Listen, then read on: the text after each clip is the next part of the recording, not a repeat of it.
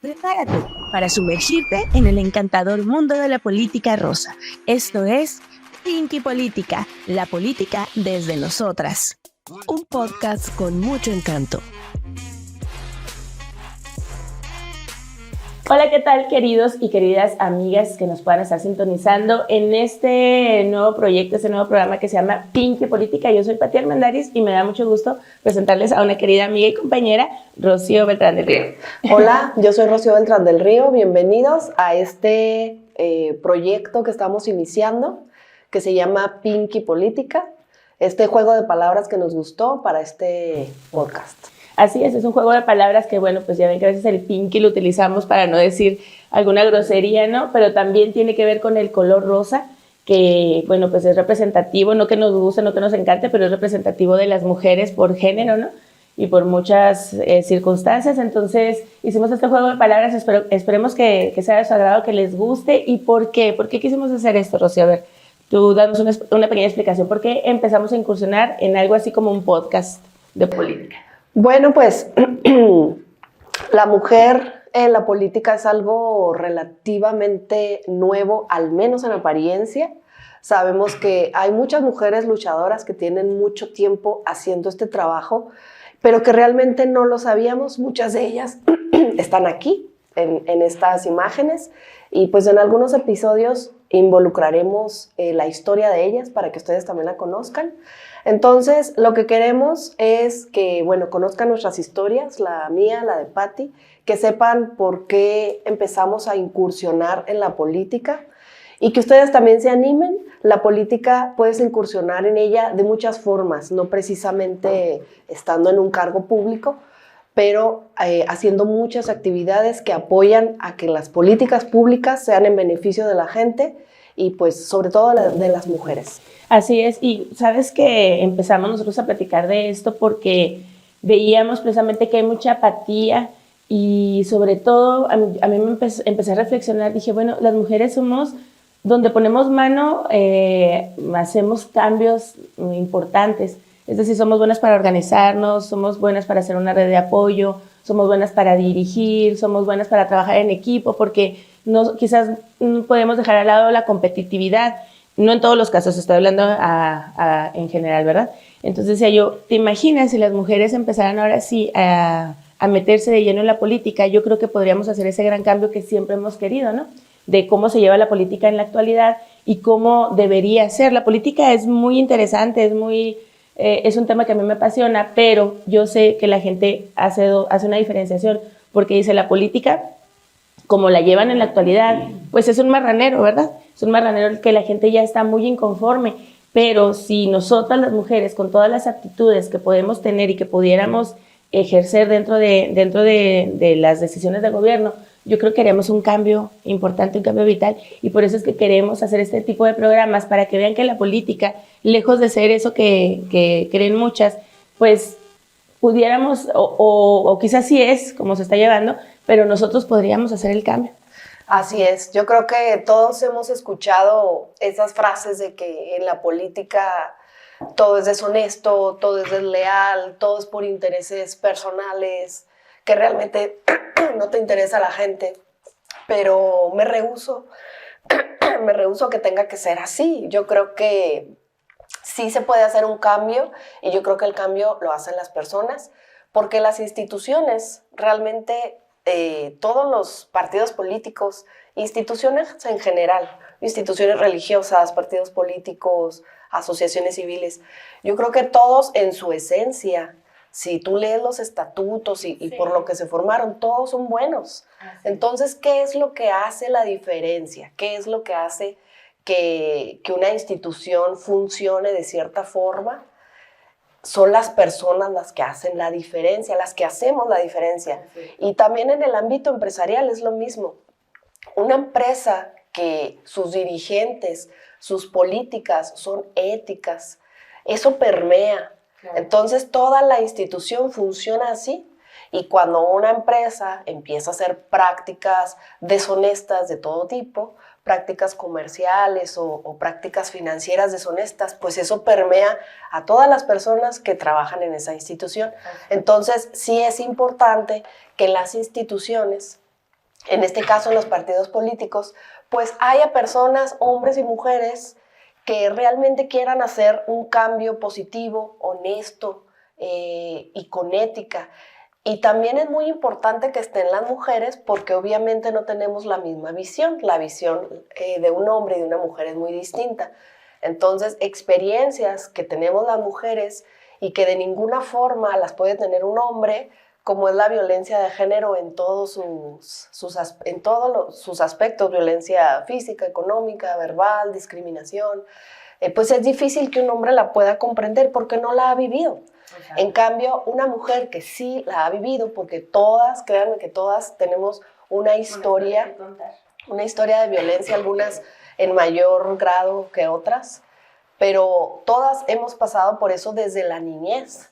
Entonces es importante que las mujeres nos involucremos para que también nuestra visión, lo que nosotros podamos aportar, sea enfocado a ayudar a las infancias, a la mujer desde la infancia, la adolescencia, la edad adulta.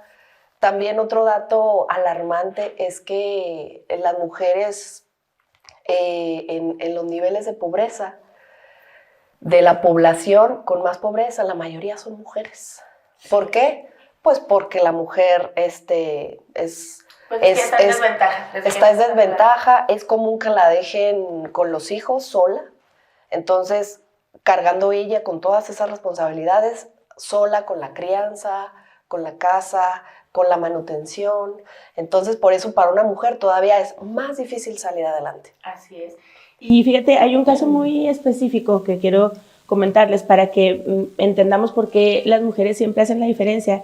En África hay un grupo de mujeres que viven en la pobreza absoluta, en la miseria, pero empezaron a trabajar en equipo y decir, bueno, ¿sabes qué? Yo en mi casa conseguí de alguna ayuda unas gasitas, y otra decía, pues yo tengo medio kilo de arroz, y otra decía, pues yo tengo tal cosa.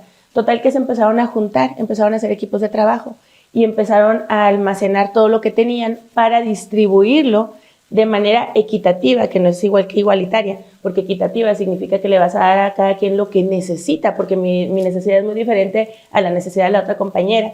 Entonces, de esa manera, con los pocos recursos que tenían, a mí se me hace maravilloso, con los pocos recursos que tenían, están logrando, o que tienen, están saliendo adelante, porque se están organizando, pero en pro de todos, no para que yo me enriquezca, no para que ellas se enriquezcan, no, es donde se empieza a torcer la situación que, como decías tú. Entonces, ese actuar de las mujeres es muy específico, porque los hombres andan en otro, y no es que estemos criticando a los hombres, pero es otra forma de organizarse, es otra forma de hacer las cosas. Y entonces, por eso yo digo, si la mujer con esta visión que tiene, de que siempre quiere ayudar, de que siempre quiere hacer que todo a su alrededor esté bien, que todos, son las mujeres las que ven un perrito hambriento y se acercan a darle comida, generalmente, ¿verdad?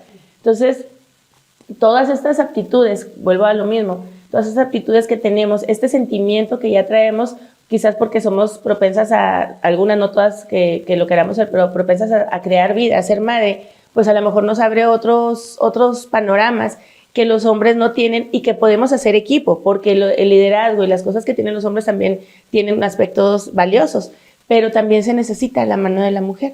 Y la mano de la mujer se ha dejado siempre de lado. ¿Por qué? Porque siempre su función era criar a los hijos y meterse en ese punto y no aportar más allá. Entonces, si abriéramos este espacio y que las mujeres quisieran participar, pero sin miedo a ser atacadas, a ser violentadas, a ser segregadas, a ser utilizadas, pues yo creo que sí, poco a poco que empezaran a participar, yo creo, de verdad lo creo sinceramente, que cambiaría completamente la forma de hacer la política en México.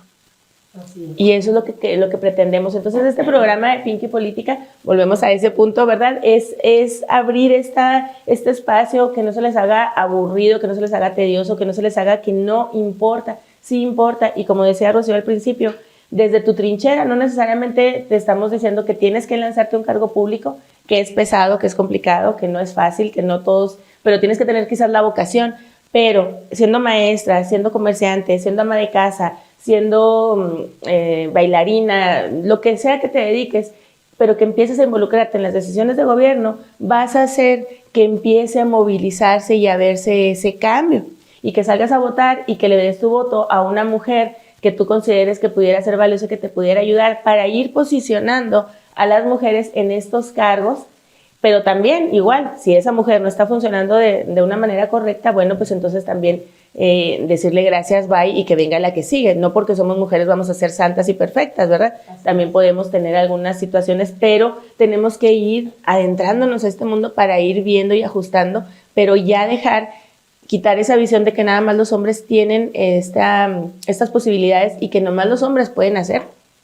Porque no es cierto, las mujeres también podemos hacerlo. Y como lo decías tú, aquí mira, en esta historia tenemos desde Sor Juana Inés de la Cruz es más, hasta la Malinche. Bueno, hay muchas mujeres que han participado en momentos importantes históricos y que han hecho un cambio, un antes y un después. Simplemente la verdad es que antes eran pocas, era una que otra ahí valiente que salía, pero estoy segura que atrás de ella había muchas mujeres apoyándola. Estoy segura que tienen una red de apoyo para ellas poder llegar a ese punto, que son invisibles hasta la fecha, pero que jugaron un papel crucial en esto. Sí, que en la historia han sido invisibilizadas. De hecho, a través de la historia, en la independencia, en la Revolución de México, pues cuántas mujeres conocemos en los libros de historia. Realmente son muy, muy contadas las que conocemos, y los hombres son muchos, pero como bien comentas, yo creo que había muchas mujeres más detrás de esos movimientos que fueron invisibilizadas, que no las plasmaron en la historia. Sin embargo, ahí estuvieron haciendo su lucha, haciendo aportaciones. Y bueno, pues queremos reconocer primero ese trabajo de esas mujeres, que gracias a ellas ahora estamos nosotras aquí, y somos mujeres que hemos sido afortunadas en muchos sentidos, porque pues pudimos estudiar, tenemos la oportunidad en este momento de ser regidoras. Y yo creo que todo eso no fue algo individual, es el trabajo que a través de muchos años y de muchas mujeres atrás nos ha llevado hasta este punto en la que hoy en día pues existen leyes que intentan devolverle a la mujer lo que en algún momento le quitaron o que no le reconocieron, como pues la ley de paridad de género, que ahora digamos que nos beneficia, pero no es que nos beneficie, más bien apenas nos está haciendo algo de justicia, ¿no? Es más bien está haciendo justicia. Y por eso como a mí me apasiona, a lo mejor yo creo que se me ve mucho apasionamiento, pero me encanta porque fíjense, antes de la paridad de género,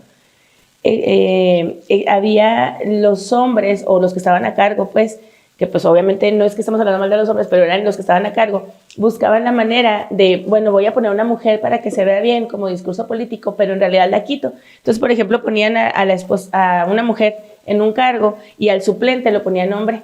Y cuando llegaba el momento de tomar posesión, le decían a la mujer, ¿sabes qué? Tú mejor regrésate a lo que estabas haciendo y ponemos al suplente para que siga siendo un hombre el que esté a cargo de esa función pública. Entonces, gracias a la paridad de género, que es reciente, eso estamos hablando que es muy reciente, la paridad de género, empezaron a decir, ¿sabes qué? No, tiene que ser suplente mujer, tiene que tener esos espacios. Y sí, como esto apenas está irrumpiendo, como apenas es un cambio, mucha gente siempre hay resistencia al cambio, siempre tiene que haber un momento de ruptura, de enojo, de encono, de que las cosas no deben de cambiar, que las cosas deben de seguir así, que estaban funcionando, y entonces mucha gente se ha quejado de que ahora hay más mujeres, por ejemplo, en un cabildo, que hombres, pero no, lo que pasa es que se protegió, porque si no, se llevaban a cabo esas prácticas increíbles en este siglo se llevaban esas prácticas, a inicios de este siglo todavía existen esas prácticas de simulación, en el cual como que hago que sí, pero no. Pero ¿qué pasó? Hubo mujeres que dijeron, no señor, o sea, tenemos que hacerlo y tiene que ser así, y hemos peleado cada lugar a muerte. Ha sido una pelea a muerte que quizás no nos damos cuenta, que quizás si no estamos adentrados en esta información, pues no la desconocemos y pensamos que las cosas se van dando porque sí, no, naturalmente no se dan esas cosas, hay que pelear por ellas para poder llegar a este punto, y estamos muy lejos todavía, muy lejos de la paridad de género. Sí, todavía falta mucho camino por recorrer, y bueno, ahora queremos platicarles quiénes somos nosotras, cómo es que nos involucramos en la política, cómo es que nuestras decisiones nos fueron llevando hasta este punto. Tú, Pati, ¿cómo empezaste o por qué? ¿En qué momento? Sí, yo creo que sí tiene que ver con toda una historia de vida, porque si yo me comparo con otras amigas mías que fuimos creciendo a la par, pues hasta ahorita creo que yo soy la única de ese grupo que puedo contar de mi niñez que se dedica a eso. Entonces, ¿qué pasó? ¿Qué fue lo que sucedió en ese inter de mi niñez que me llevó a que me involucrara yo en la política? Bueno, lo que pasa es que yo soy hija de maestra. Mi mamá es maestra y mi papá es ingeniero agrónomo, pero en mi casa siempre había mucha lectura. En mi casa se leía mucho.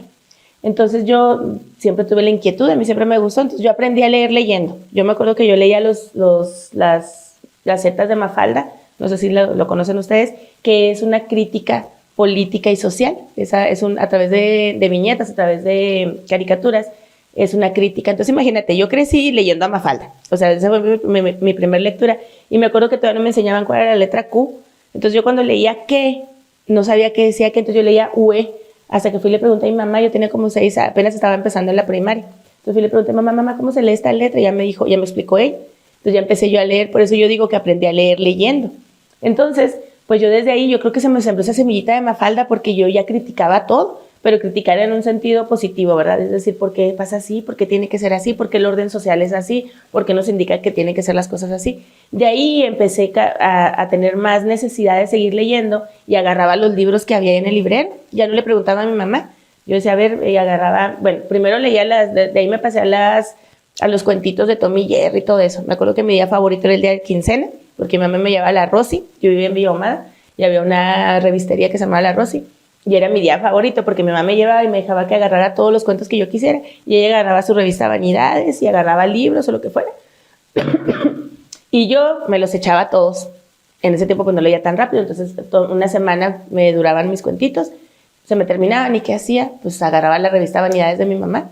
Y la revista Vanidades me gusta mucho hasta la fecha porque habla de muchas cosas. No solamente habla de moda, pero habla de cuestiones que están pasando en muchos sentidos. Artistas, les hacen entrevistas, conoces otras formas de ver la vida muy diferentes a cómo vives tú.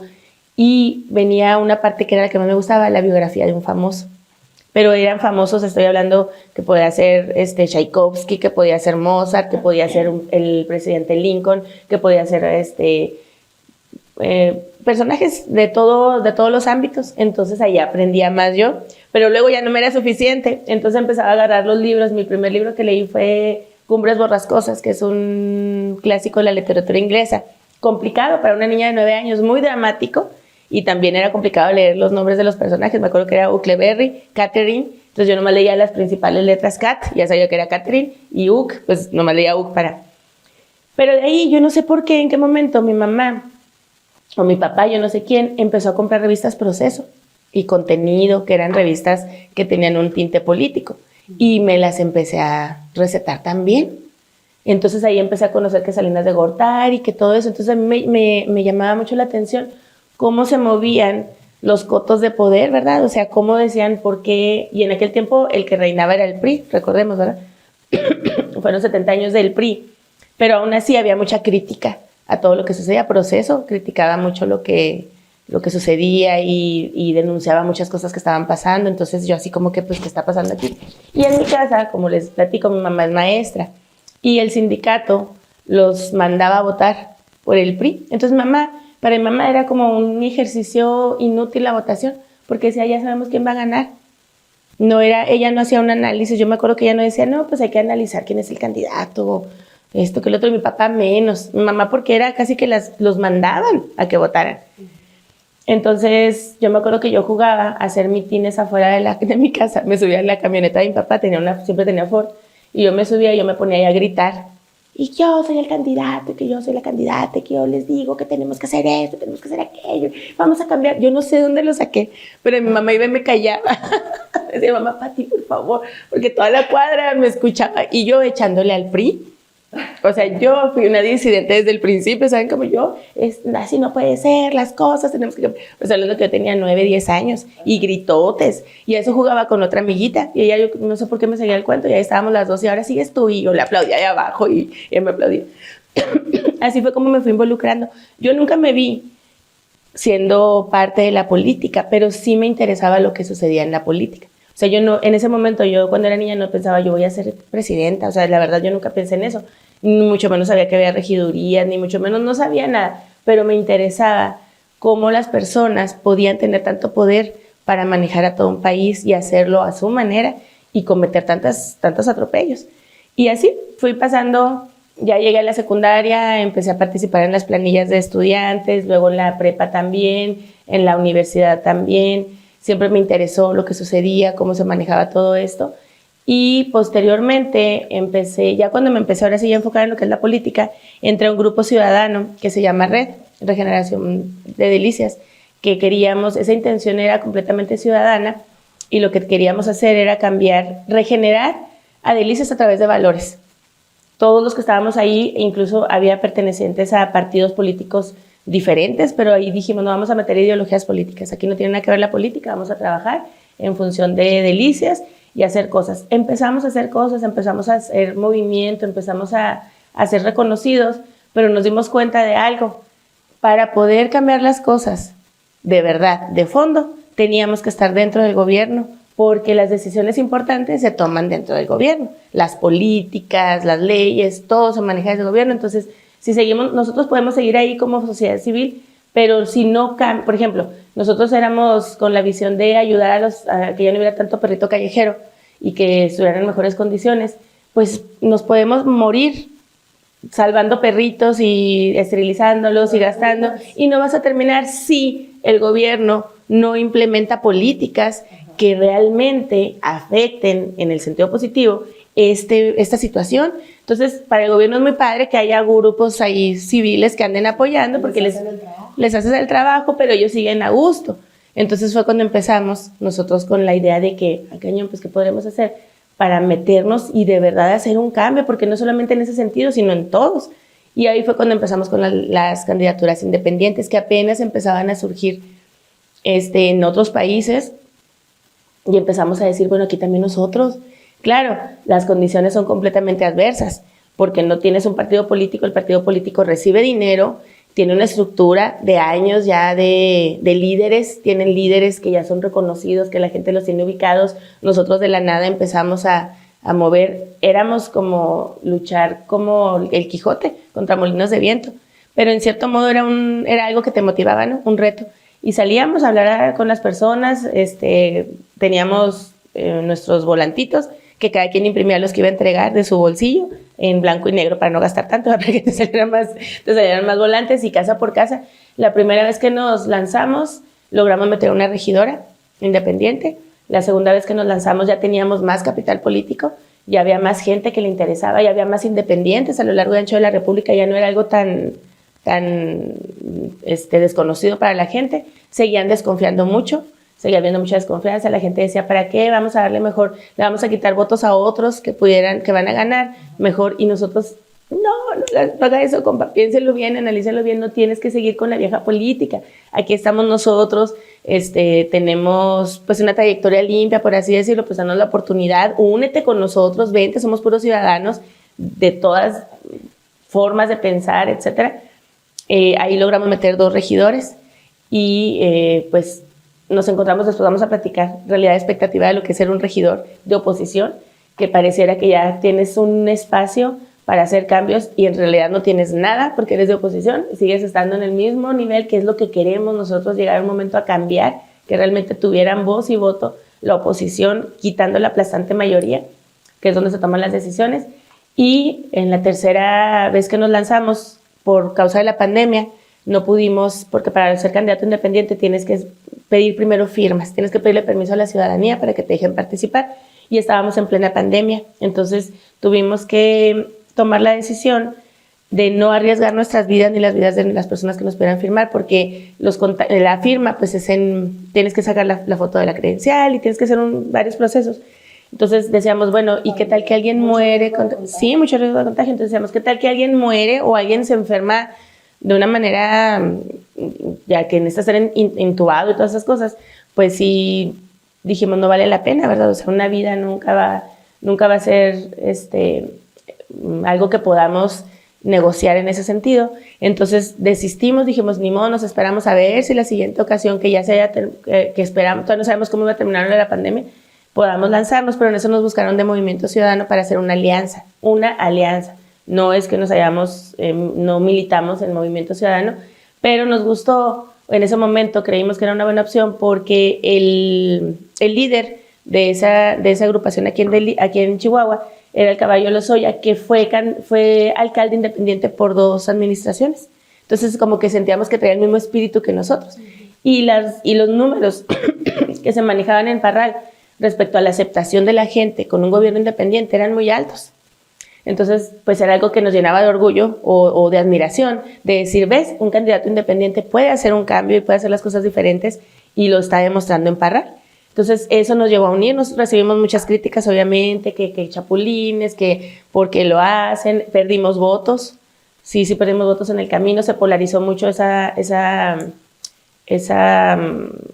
elecciones por la situación del agua aquí muy particular del estado de Chihuahua y todas esas cuestiones. Entonces, pues logramos meter una regiduría que es la mía, y aquí es en este punto en el que terminó mi relato para que empieces el tuyo. Pero así fue como yo fui llegando. Después de todas esas 3 candidaturas, yo siempre estuve en la planilla de regidores y siempre estuve en los primeros lugares, pero ya en la tercera pues ya me tocó a mí estar en el primer lugar, y por eso llegué yo a ser regidora aquí. Llegué con muchas ganas de hacer cosas diferentes, y pues se fue bajando el grado de motivación cuando fuimos viendo cómo era la realidad, pero eso lo vamos a platicar en otro capítulo. Ahora sí, cuéntanos tú cómo fue tu niñez. Supongo que ha sido un poco diferente a la mía, pero pues también cómo llegaste hasta este punto.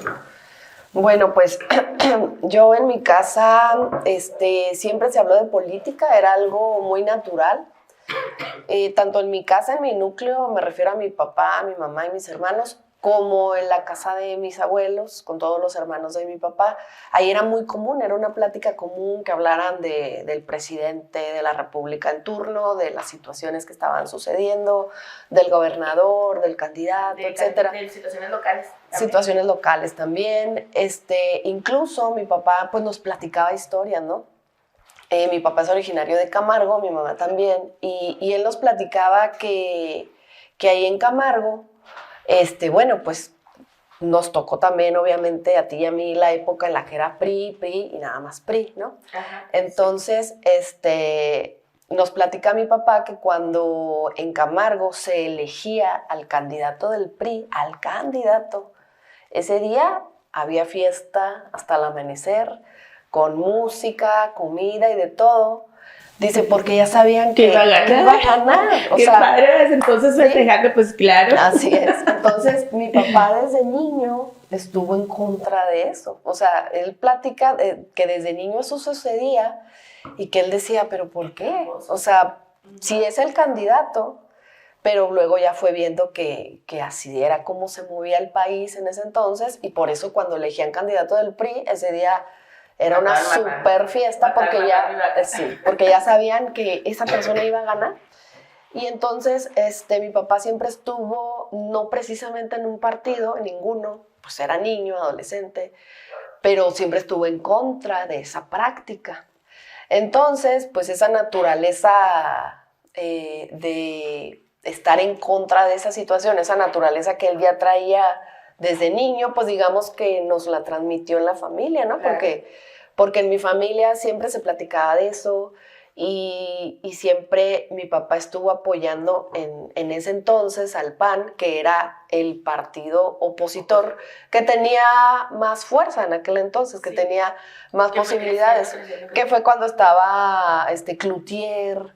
O sea, fue en esa época que estaban esos líderes de oposición y que de cierta forma admirábamos porque pues se mostraban como una oposición responsable, valiente, y señalando las acciones de gobierno que no estaban bien, señalando el dedazo, bueno, pues la matanza de Tlatelolco y todas esas situaciones que a lo largo de los años hemos visto, pues... Y el exagerado poder que tenía el presidente de la República, porque como no tenía oposición, pues se podían hacer y deshacer. Era una cosa la oposición era un trabajo, sí, hoy en día sigue siendo un trabajo muy difícil ser de oposición, pues tú y yo lo estamos experimentando, pues en aquel entonces, pues era como que nada más para cumplir el requisito de que tenía que haber oposición, ¿no? Para que existiera la democracia. Entonces, pues en mi casa desde que yo era niña, se platicaba política, pero a mí en lo personal me gustaba, porque yo creo que también mi naturaleza siempre ha sido como combativa, porque yo desde que era niña, pues siempre en la escuela señalaba lo que no me gustaba, y en el salón, pues la figura de autoridad, que era el maestro, si el maestro hacía algo que a mí no me parecía, yo inmediatamente levantaba la mano y le decía, oiga, ¿usted por qué le hizo eso a esta compañera? ¿Por qué le dijo esto? No es justo. Y él se ponía a discutir conmigo y nos poníamos ahí a debatir. Y yo llegaba y le platicaba todo a mi mamá, y mi mamá me decía, no te metas en problemas, hombre, mejor. Pero yo no podía quedarme callada. Entonces, si alguna situación, la que fuera en el salón, yo me ponía a discutir con el maestro delante de todos, y era un diálogo entre él y yo, y todos los demás callados, nadie más participaba. Y el maestro, no, pues es que esto, y yo, no, pero es que aquello, y ahí estábamos los dos. Y Como no te grabaron. Pero ¿sabes qué sucedía? Incluso que los compañeros del salón iban y me buscaban y me decían, oye, Rocío, es que fíjate que pasó esto y esto, y no estamos de acuerdo. Y queremos que tú le digas al profesor. Pero a veces eran cosas que yo no me había dado cuenta, ¿no? Pero iban y me decían a mí, oye, queremos hablar contigo, mira, pasó esta situación y no nos parece justo, y pues queremos que tú le digas al profesor. Y yo, no, sí, yo le digo y ahí estoy. O sea, me echaban a mí por delante para estarle discutiendo al maestro, porque sabían que yo lo hacía sin que me lo pidieran de todas formas, pero primero me platicaban la situación y me involucraban y me demostraban cómo era injusto, ¿no? Lo que había sucedido, y pues ahí voy yo con la espada desenvainada a decirle al profesor. Y siempre mi naturaleza ha sido así, porque incluso también en la casa, pues que en mi casa, que las figuras de autoridad son mi papá y mi mamá, igual, si algo no me parecía, ahí estaba yo de abogada. Entonces pues mi papá me ponía apodos, me decía abogada, me decía, ay, gánale al PRI, bueno, me ponía 1000 apodos porque siempre era yo la que estaba y me le ponía al brinco, ¿no? Entonces, pues, aparte de que en mi casa siempre se habló de política, aparte de eso sí, siempre me gustó. También siempre me ha gustado muchísimo leer. En mi casa me acuerdo que siempre llegaban las revistas de selecciones. Sí, yo también. Y me encantaba leerlas, y ahí también venían artículos de todo tipo. Sí. Chistes, artículos. Hasta vocabulario. ¿Te acuerdas que venía un vocabulario? Estaba muy padre, eso me encantaba. Eso debería seguir existiendo. Yo aprendí muchas palabras así. Y ahora ya no hay nadie que fomente esas palabras. Sí, a mí me encantaba leerlo, y luego que tenías que a ver qué significa, elegías tu respuesta y luego ir a ver si le atinaste o no. Me encantaba, me entretenía muchísimo con esas revistas. Y aparte a mí me gustaba, siempre yo desde niña, siempre sabía quién era el presidente de la República, quién era el gobernador, quién era el presidente municipal. Y se los digo porque hay niños que no saben, que les preguntas y no saben. Yo siempre sabía.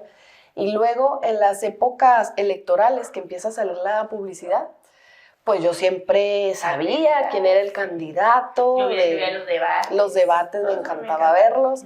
Recuerdo incluso el debate de cuando estaba el jefe Diego y Cuauhtémoc Cárdenas. Y bueno, desde esas épocas recuerdo al presidente de la Madrid. Lo recuerdo en sus discursos, y recuerdo estar yo en la televisión oyéndolo. Muchos niños yo creo que pues no les interesa para nada. Y yo siempre estaba pendiente, incluso me estresaba mucho. O sea, estaba pendiente, me estresaba, porque obviamente pues yo tenía mi candidato favorito, ¿no? Entonces siempre estaba pendiente, jugaba a ver las calcomanías de los autos y contarlas. Decía, a ver, de tal candidato hay tantas, y de tanto hay tantas, híjole, va a ganar va a ganar aquel. Sí, yo también hacía mis pruebas. Pero fíjate que yo también, incluso de Estados Unidos, me acuerdo cuando estaba el candidato, era George Bush, creo que padre, contra Dukakis. Me acuerdo mucho del apellido Dukakis, y yo le iba a Dukakis. Y yo me la pasaba, porque como yo vivía en Biomada y ahí veíamos mucho Univisión, no había televisión así normal, tenía que jalar, había una antena, y jalaba la ¿cómo se dice? Perdón, la señal. y jalaba Univisión, entonces hablaban mucho de cuestiones de Estados Unidos, entonces yo también andaba metida hasta en cosas que no tenía, pero me interesaba mucho saber quién, porque tú sabes que nos va a afectar mucho quién va a gobernar la potencia que tenemos más cerca, que es Estados Unidos. Entonces yo hasta en eso me involucré y mi mamá me decía, pues tú estás loca, porque yo, Dukakis, así, y perdió Dukakis, no me acuerdo, me pudo tanto Dukakis, pero bueno. Yo también me acuerdo cuando no me acuerdo quién andaba jugando la reelección, el presidente que estuvo en el escándalo con Mónica Lewinsky. Ah, sí, Clinton. ¿Cómo se Clinton? Clinton. Yo me acuerdo que cuando él iba a buscar la reelección, yo le iba al otro. Ajá, sí, yo también. No recuerdo su nombre. No me acuerdo su nombre, yo me acuerdo que quería que ganara el otro y pues no, finalmente fue Clinton y se religió, pero bueno, o sea, también siempre estaba pendiente de las elecciones de Estados Unidos, pero mucho más las de México. Y luego el día de las elecciones, yo me daba impotencia no poder yo ir a votar, porque pues todavía era niña. Y recuerdo que ese día, así siempre ha sido la práctica en mi casa. Ese día, ese domingo, que son las elecciones, mi papá se levanta muy temprano, como siempre, como toda la semana, pero ese día se levanta muy temprano, se mete a bañar, se alista, y antes de cualquier cosa, antes de desayunar, antes de cualquier cosa, ir a votar. Entonces se alistaba él y todo, y empezaba a darle carrilla a mi mamá. ¿Qué pasó, Raquel? ¿Qué pasó? ¿Ya está lista? Y mi mamá, siempre tenían cada domingo de elecciones como ese diálogo. Mi mamá, no quiero ir. ¿Cómo que no? No, es que ¿para qué voy? Si siempre gana el mismo. Y mi papá, pues por eso tenemos que ir. Y ella, pero es que no quiero ir, Jaime. Y él, no, tenemos que ir. Y bueno, pero ella sabía que iba a ir, pero como que sí, siempre ponía poquita resistencia, pero ella sabía que iba a ir de todas formas y que iba a ser muy temprano. Pero siempre así como que renegaba poquito y decía, ¿para qué? Si siempre ganan los mismos. Y yo la escuchaba y yo la veía a mi mamá y yo, mamá, o sea, yo me estresaba que ella dijera, no quiero ir, siempre gana el mismo. Y yo, no, mamá, hay que ir. Y no, pues ya, finalmente ahí se van los dos y yo siempre estaba, y ya votaron, sí. Y prendía el radio y estaba al pendiente del PREP. Y al otro día, en cuanto amanecía, prendía la radio y ya decía quién había ganado y, oh, decepción, siempre ganaba el pero mismo. qué sufrimiento, ¿verdad? O sea, qué feo, a mí me pegaba mucho esa parte. Como te dijera, me desmotivaba mucho y luego volví a encontrar motivación. Pero ese día, en especial, es como la noche triste de Hernán Cortés. O sea, yo me retiraba a algún lugar a lamer mis heridas, ¿sabes? Como, y yo decía, bueno, pero y mi mamá me decía, pues tú estás loca, tú ni siquiera tienes nada que ver ahí, no, sí. Pero me desesperaba mucho que los adultos que tenían en sus manos esas decisiones no tomaran las decisiones correctas que estaban a la vista. Y a mí realmente sí me ponía triste también, sí andaba agüitada algunos días. Y bueno, pues finalmente me acuerdo cuando ganó aquí, no voy a decir nombres, pero cuando ganó un gobernador, pues yo estaba muy chica. Y ¿Uno bigotón? Sí. me acuerdo cuando ganó y yo hasta hice cuentas, dije 6 años, en 6 años voy a tener tal edad, o sea, se me hacía eterno, y me acuerdo que se me hacía como que no lo podía aceptar, o sea, cuando apenas supe que había ganado. Pero bueno, pues finalmente lo aceptan, ¿no? Pero como que sí vivía mi duelo. Sí, ándale, eso es lo que tenías que pasar, un duelo duro, que yo veía a mi alrededor de todo el mundo como si nada. Pues claro, o sea, en mi casa, esto es interesante porque vivimos 2 infancias bien diferentes, pero ambas empezamos a querernos involucrar. Lo tuyo fue más natural, lo mío fue como que yo sí era de plano la oveja negra de la familia, porque en mi casa no. Mi papá decía, ¿para qué? Ellos son los mismos. Mi mamá decía, ¿para qué? O sea, también era una... Sí iba a votar porque a veces tenían que mandar foto de que, o algo que demostrara, evidenciara que sí habían votado, porque era una... Yo no sé por qué peleaban tanto si ya sabían que iban a ganar, pero era una cosa, una persecución de que tenían que votar. Entonces mamá sí iba, mi papá a veces iba, a veces no me acuerdo mucho de mi papá porque era alguien así como que completamente indiferente. Y ya, y cuando ganaban y que yo andaba lloriqueando por los rincones, me decían, pues sí, ya sabíamos que iba a ganar, hombre, ¿para qué te mortificas? Sí. Y me desesperaba que no se mortificaran ellos. Así es. Y también mi papá desde muy joven pues el partido, como les digo, que en ese entonces era la oposición, el partido que tenía un poco más de avance o que estaba más cerca de ganarle al PRI, que en aquel entonces era el PAN, iban y buscaban a mi papá desde que él estaba muy joven y le ofrecían candidaturas, lo invitaban a ser el candidato y él no aceptaba porque pues él se encargaba solo del despacho y pues mis hermanos y yo somos 4 y estábamos chiquitos, pues todos, había que mantenernos. Todos en la escuela y todo. Y pues mi mamá dedicada completamente al trabajo de atendernos, de la crianza, del hogar, que es pues un trabajo pesadísimo. Entonces mi mamá sí trabajaba, todavía hasta mi hermana, la mayor, todavía mi mamá trabajó también, pero ya cuando nací yo, pues ya decidieron que mi mamá ya no trabajara fuera de casa. Entonces pues mi papá les decía que no, les decía pues les apoyo de otra forma, para hacer actividades, o sea, siempre estuvo apoyando los movimientos, pero no se involucraba, no aceptaba las candidaturas porque pues yo estaba joven, tenía que atender el despacho. Mi papá es contador, mi mamá también, pero pues mi papá estaba de lleno dedicado al despacho y por eso no aceptaba. Finalmente, pasan los años y ya cuando pues yo empiezo a estudiar para contador público, empiezo a trabajar también en el despacho y pues empecé poco a poco siendo ahí en el despacho, empecé siendo auxiliar de la auxiliar de la auxiliar y porque pues es un trabajo... El gato del patrón. Es un trabajo pues de mucha responsabilidad, ¿verdad? Que bueno, pues como todos los trabajos que no puedes aventarte así nada más, entonces empecé ayudándole al auxiliar del auxiliar y... pues poco a poco fui avanzando yo también, adquiriendo experiencia ahí en el despacho y entonces fue cuando mi papá se decidió a aceptar una candidatura porque se la seguían ofreciendo. Entonces fue cuando mi papá acepta, me quedo yo a cargo del despacho, que también era mi forma de apoyarle. Incluso él, pues que ya tenía muchos años también siendo catedrático de la Facultad de Contaduría y Administración, de la carrera de contador público, también él hacía ese trabajo y yo también empecé a apoyarle en ese trabajo porque pues yo ya era contadora y estaba estudiando la maestría y entonces empecé a apoyarle cuando él tenía que hacer cierta actividad política, pues yo lo apoyaba, atendía yo al grupo, obviamente para esto pues había permiso ahí en la UACH. Sí, ¿cómo se le llama eso? Maestro adjunto. Maestro adjunto. Entonces empecé como maestra adjunta, apoyándole cuando él tenía que hacer alguna actividad política. Y entonces fue cuando él se decidió a aceptar, a ya participar. Pero ya eran adultos ustedes, los 4, sí, ya los 4 hermanos. Ya mis hermanos y yo ya habíamos estudiado, ya había cumplido él en ese sentido. Y aparte que ya no estaba su despacho solo, ¿no? Que ya estaba yo ahí apoyándole. ¿Y nomás te dedicaste a la contaduría?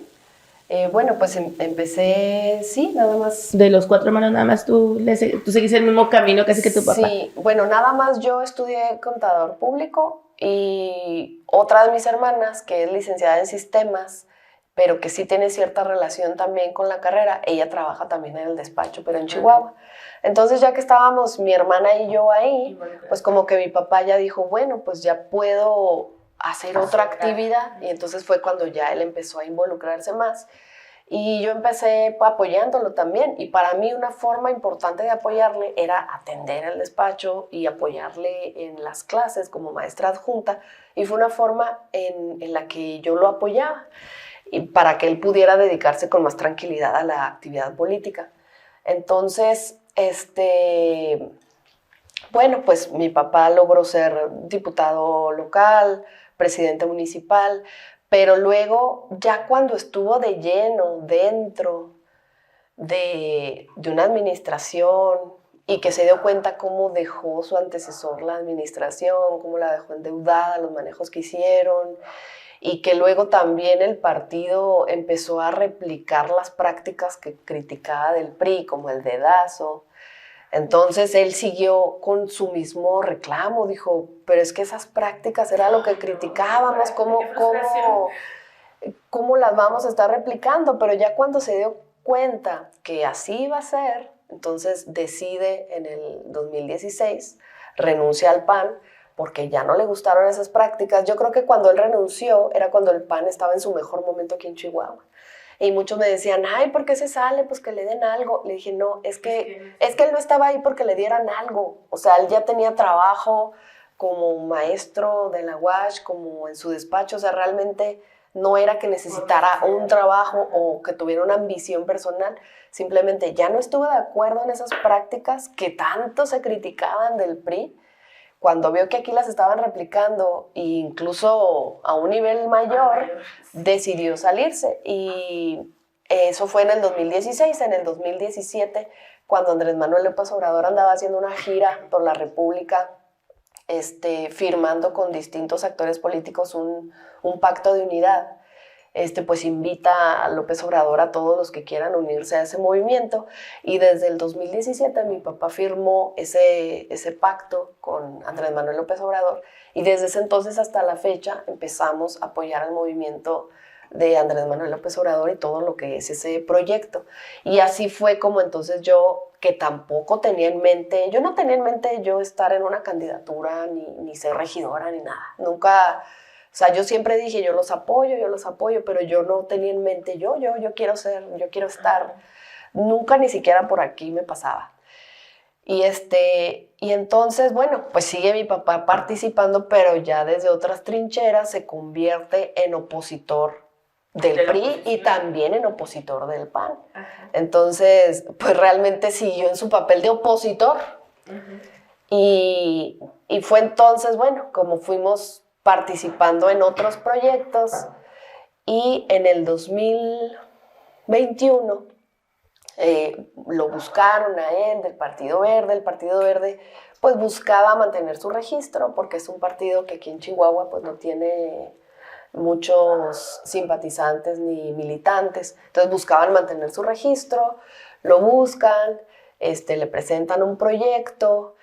Y pues ahora sí nos involucramos, mi esposo, yo, la familia, y entonces pues decidimos participar en ese proyecto, pero porque seguíamos firmes en el objetivo de que aquí en Delicias hubiera un cambio de gobierno. Y entonces se nos hizo bien porque el Partido Verde siempre ha estado en alianza con Andrés Manuel López Obrador desde muchos años atrás. Desde el 2016-17, el Partido Verde que estuvo en alianza con Andrés Manuel López Obrador se nos hizo bien, y entonces decidimos participar en ese proyecto. Igual lo hicimos como candidaturas ciudadanas, o sea, no militamos nadie en el Partido Verde. Sin embargo, fue una oportunidad, porque realmente, como lo mencionaste ahorita, se necesita un partido político para tener la plataforma, sí, para participar.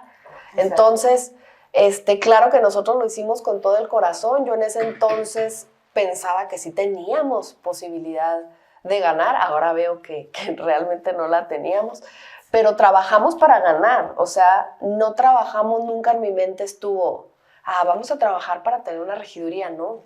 O sea, realmente yo lo pensé y lo trabajé y lo idealicé como un trabajo, como un proyecto, uh-huh, que ofrecía algo, que ofrecía un cambio. Y que si querías que realmente se implementara ese cambio. Sí, yo realmente estaba convencida que se podía lograr, y trabajamos para eso, trabajamos para que nuestro candidato fuera el presidente municipal, trabajamos para que toda la planilla de regidores apoyara al candidato al municipio, que se hiciera un cambio en Delicias. Bueno, definitivamente nuestro objetivo, mi objetivo en aquel entonces sigue siendo el mismo objetivo que tengo hoy en día, que es que en Delicias haya un cambio de gobierno. ¿Por qué? Porque creo que ya estamos hartos de un mal gobierno. Y sin decir nombres, simplemente hay muchos actos de gobierno que vemos que no están bien, vemos enriquecimiento inexplicable, y bueno, no nada más lo vemos nosotros, lo ve mucha gente. Entonces, por eso en el 2021 decidimos entrar a ese proyecto, y pues así es como finalmente yo me convierto en regidora. Pero recuerdo ese día que, bueno, pues el día de las elecciones, ya para la tarde-noche, que ya sabes más o menos resultados, sí, que el PREP ya lleva un avance, que vimos pues que no habíamos perdido, perdón, que no habíamos ganado, que habíamos perdido. Híjole, pues un duelo terrible, una tristeza inexplicable, porque mucha gente cree, y entiendo que piensan eso, porque mucha gente cree que los que nos metemos en la política lo hacemos porque tenemos hambre de dinero, de poder, y créanme que no todos somos iguales. Exactamente, sí. Creo que son muy similares nuestras historias. También nosotros entramos a la pelea pues para ganar, y si nosotros, fíjate, o sea, para que entiendan, si nosotros sufríamos cuando no estábamos inmiscuidas en la política, que el fallo no fuera el que estábamos esperando, ahora imagínense cuando estamos dentro de un proyecto y que trabajamos y dejamos el alma. Yo empecé a visualizar una regiduría hasta que ya estábamos en los últimos días de campaña, que me empezaron a ver a mí todos así como que empezaban a notar unos ciertos resultados, ¿no? Unos pre-resultados, y empezábamos a ver que a lo mejor no íbamos a llegar por la polarización que hubo en ese momento. Y fue cuando todos me empezaron a voltear a mí, y yo no me interesaba, yo hubiera dado lo que fuera porque mi candidato llegara. Si era sacrificarme yo, porque yo lo que creía era en mi candidato y en el equipo que teníamos para hacer un cambio, como dices tú. Y la idea que sigo teniendo yo también es la misma. Cuando ya tiene mucho tiempo un partido en el poder, se empieza, de por sí ya viene viciado, y luego se envicia más todavía, y se llega un momento en que el demasiado poder es demasiado poder que no puede continuar. ¿Sí me explico? No, después lo platico esta historia, esta idea, pero es demasiado, ya no puede seguir siendo, no es democrático, no está bien, y los resultados no han sido los adecuados tampoco. Entonces ni siquiera por resultados pudiéramos decir, bueno, pues ahí seguimos otros 40 años, porque es lo que pretenden, perpetuarse y perpetuarse y perpetuarse, y realmente no es sano para ninguna comunidad, ningún país, ningún estado que se perpetúe tanto. Ya lo vimos anteriormente, no fue sano, y no podemos repetir la misma fórmula. Así es. Pero Así que ya es. nos están diciendo que estamos llegando al final. Ya nos dieron la terminar. señal maldita de que porque nosotros podemos seguir platicando, ¿verdad? Sí. Pero bueno, esta es más o menos la idea. Queríamos primero que conocieran por qué estamos aquí, quiénes somos, de dónde surgió. Lo estamos hablando de la manera más honesta y abierta posible, que igual ustedes lo pueden corroborar con nuestros allegados o por nuestras mismas historias, ¿verdad? Pero la idea es más adelante también platicar un poco de lo que es realmente ser un regidor, y lo que es en la teoría y lo que sucede en la práctica. Pero también más adelante queremos tener entrevistas con mujeres líderes en diferentes ámbitos. Queremos involucrar a más mujeres en este proyecto. También es un proyecto para hombres, también los hombres no están fuera de nuestro contexto, porque vivimos juntos, ¿verdad? Somos parte de... Sin embargo, la idea es que más mujeres se interesen, empiecen a buscar. Hay muchas formas, y muchas lo hacen sin saber. Sí, muchas lo hacen sin saber siquiera que están... Hay muchos activistas de animalistas, luchadoras de grupos de mujeres, y nos gustaría invitarlas que nos platiquen brevemente su visión, su historia, cómo empezaron a hacer esa actividad. Y bueno, pues estaremos platicando de eso en próximos capítulos. Entonces, el próximo episodio queremos platicarles de qué es un regidor, cuál es su función realmente, y expectativa contra realidad. Que está muy interesante. Un poco... me da risa, pero risa de nerviosa, porque no es algo tan positivo la realidad, pero pues ahí estamos echándole ganas, dándole duro, ¿verdad? Pero vamos a seguir platicando de esto y más. Esperemos que les haya gustado este programa. Háganos comentarios y sugerencias, estamos abiertas, pero aquí estamos nosotros ya abriendo este espacio para más mujeres que les interese este tema y que crean que pueden aportar algo. Y yo creo de verdad que todas pueden aportar algo. De diferente manera, todas tenemos esa inquietud. Las mujeres somos muy movidas, siempre queremos más, y siempre estamos buscando el bienestar de nuestra casa, de nuestra familia, y por eso tenemos que involucrarnos, precisamente por eso. Porque ahí en tu casa, como dicen, calladita, no te ves más bonita. Necesitamos involucrarnos. Así es, y nuestros esposos no nos dejarán mentir, que nunca nos quedamos calladitas. Hay que invitarlos una vez, ¿no? Sí, y los invitamos para que den su punto de vista de cómo se siente tener una mujer así como nosotras, que en primer lugar no nos callamos, en segundo reviramos por todo, Y en tercera, pues buscamos siempre más actividades. Cuando ya parece que se nos acabaron, encontramos otra nueva donde podemos hacer algo diferente. Y pues una de esas es el podcast, nueva actividad que tenemos, que les estamos echando, es nuestro nuevo proyecto que nos emociona mucho y esperemos que pues sí sea del gusto del público, ¿verdad? Para continuar. Así es. Bueno, entonces los esperamos aquí en Pinky Política, un podcast con mucho encanto. Un podcast desde nosotras y con mucho encanto, ¿verdad? Algo así, ¿no? Algo así. Nos vemos próximamente y aquí esperamos sus comentarios y compartan también. Gracias, nos vemos.